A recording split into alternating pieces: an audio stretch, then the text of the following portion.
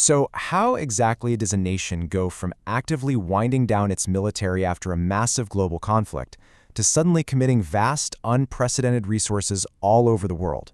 Let's dive right into this explainer by asking that core question. What actually drove the United States out of its post-World War II isolationism and straight into a standoff that would literally span decades? Welcome to this explainer. Today, we're unpacking a truly defining moment in modern history. We'll be exploring the origins, the intense battles, and the lasting legacy of the Korean War.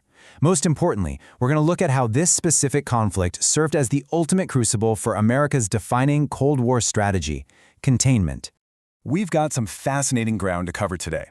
We'll be looking at 1. The bipolar world order, 2. NSC 68 and containment, 3. The invasion and Pusan Perimeter, 4. The Inchon counterattack, 5. Truman versus MacArthur, and finally 6. The 1953 Armistice. Let's get right into it. Kicking things off with Section 1, the bipolar world order, USA versus USSR. To really grasp this, we need to take a macro view. During World War II, the United States and the Soviet Union formed an alliance, right? But it was strictly out of the urgent need to defeat Nazi Germany. Because almost the second the dust settled, that strenuous relationship completely disintegrated. The international order fractured into a bipolar system. You had the capitalist United States on one side and the communist Soviet Union on the other, sparking this massive worldwide competition for absolute power and prestige. And this global tension gave birth to a whole new kind of conflict, the proxy war, or limited war. See, because these two superpowers couldn't risk a direct all-out war with each other, especially with nuclear weapons now on the table, they started backing opposing sides in third-party countries. This strategy right here is what defined the entire Cold War era. Moving right along to Section 2, NSC 68 and containment, a strategic shift. To truly understand why the U.S. entered the conflict in Korea, you have to look at a top-secret policy document. Drafted in early 1950 by the policy planning staff, which was led by Paul Nitze.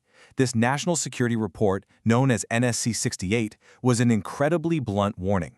The authors basically analyzed the Kremlin's endgame and concluded that their goal was absolute global domination.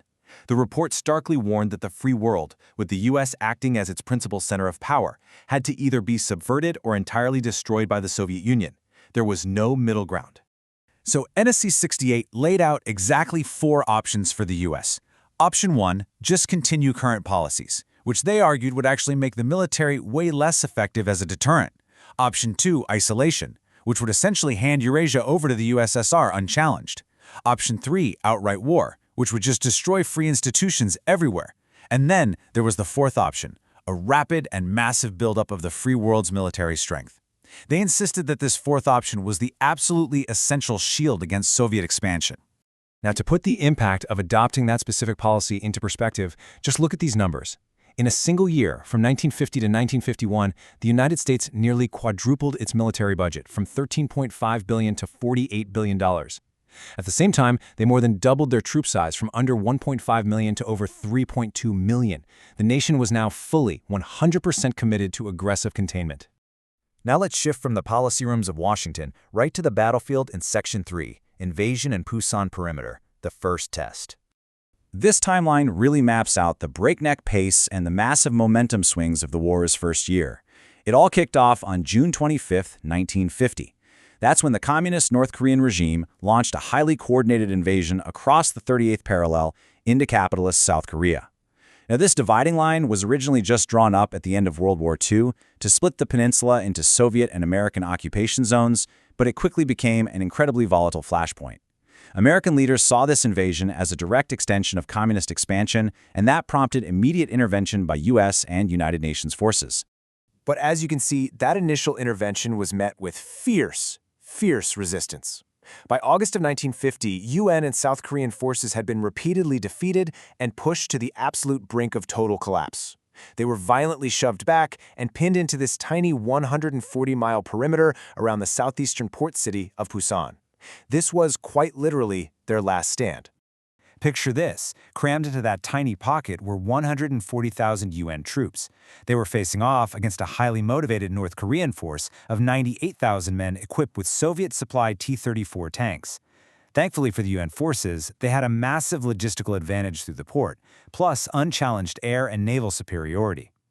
This allowed them to rally and mount a desperate but ultimately successful 6-week defense to hold the line. And surviving that grim stand perfectly set the stage for Section 4, the Inchon counterattack, a stunning reversal. In September 1950, the UN Commander General Douglas MacArthur executed what was a highly risky, surprise amphibious landing at Inchon, way behind North Korean enemy lines. Honestly, the move was a masterpiece. It completely severed the North Korean supply lines, instantly forcing their army to collapse in retreat in total defeat. Following that massive victory, the UN forces aggressively pursued the shattered North Korean army north. They pushed all the way toward the Yalu River, right up against the border of Manchuria. The objective had totally shifted. Now they wanted to entirely reunite the Korean peninsula. But this rapid approach severely alarmed Communist China, who had strictly warned against crossing the 38th parallel. So in late November, this aggressive push triggered a massive, full-scale intervention by Chinese forces, throwing the UN troops into complete disarray and violently pushing them all the way back south. This drastically changed the nature of the war, bringing us to Section 5, Truman versus MacArthur, a clash of strategy. As the battle lines swung back and forth, a monumental clash erupted between the top military commander and the commander-in-chief.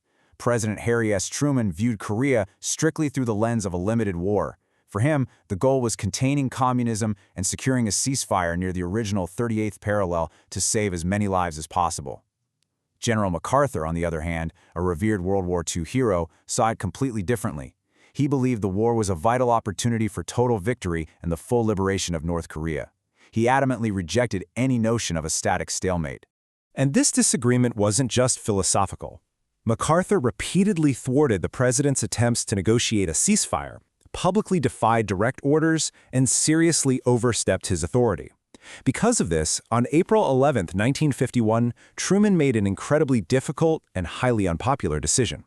He officially relieved General MacArthur of his command. Truman stood his ground on the absolute principle of civilian control over the military, even if it meant firing a national hero. Which leads us directly into our final section, Section 6. The 1953 Armistice, a grueling stalemate. With MacArthur gone, the conflict firmly settled into Truman's vision of a limited war. Small attacks on small hills just dragged on for another 2 years. Finally, after newly elected President Dwight D. Eisenhower visited the troops and applied serious diplomatic and military pressure, an armistice was signed on July 27, 1953. This halted organized combat operations. Yet, the peninsula remained divided right near the 38th parallel, virtually the exact same border that existed before millions of lives are lost. So, what is the ultimate legacy here? Well, the United Nations police action successfully prevented North Korea from imposing communist rule on the South. But beyond that, it proved to be the pivotal, real-world test for the policies of NSC 68. It cemented massive military buildups and aggressive containment as the rigid, undeniable reality of American foreign policy moving forward. As we look back at the legacy of a permanently divided Korea, a pretty haunting question remains. How did this very first incredibly deadly clash, this literal blueprint of the Cold War proxy war, set the stage for deeply entrenched conflicts like Vietnam and ultimately shape the entire remainder of the 20th century? It is absolutely something worth pondering as we consider the heavy, heavy cost of containment. Thanks so much for joining me on this explainer. Keep questioning and keep learning.